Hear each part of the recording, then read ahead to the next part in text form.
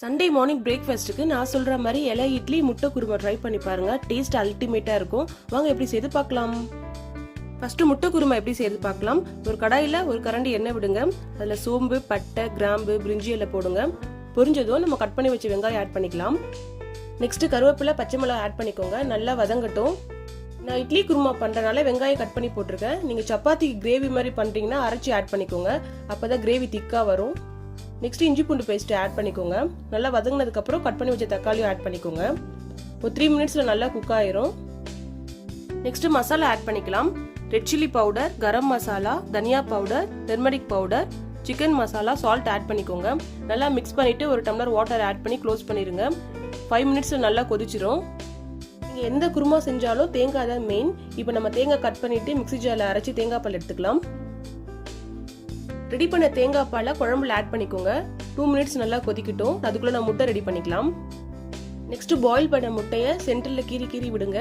அப்பதான் மசாலா உள்ள நல்லா இறங்கும்.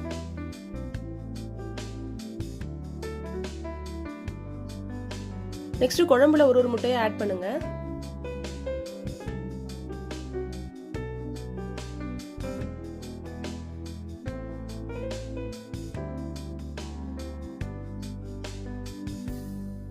டூ மினிட்ஸ் கொதிச்சா போதும். முட்டை குருமா ரெடி ஆயிரும். ஃபைனலி கொத்தமல்லி தலை தூவி இறக்குங்க. டேஸ்டியான முட்டை குருமா ரெடி ஆயிருச்சு.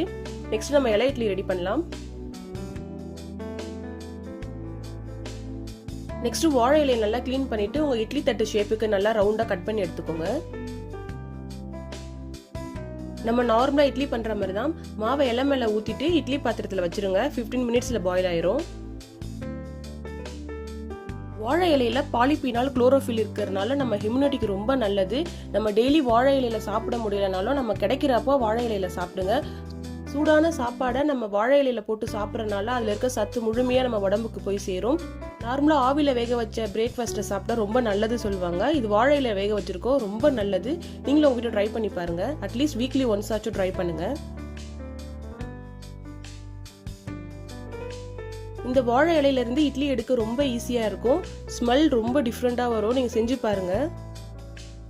இந்த சாஃப்டான ஹெல்த்தி பனானா லீஃப் இட்லிக்கு முட்டை குருமா சூப்பரா இருக்கும். நீங்களும் ட்ரை பண்ணுங்க.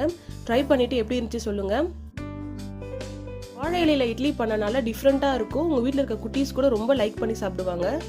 ரெசிபி உங்களுக்கு பிடிச்சிருந்தா உங்க வீட்டுல ட்ரை பண்ணுங்க. உங்க ஃப்ரெண்ட்ஸ்க்கும் ஷேர் பண்ணுங்க.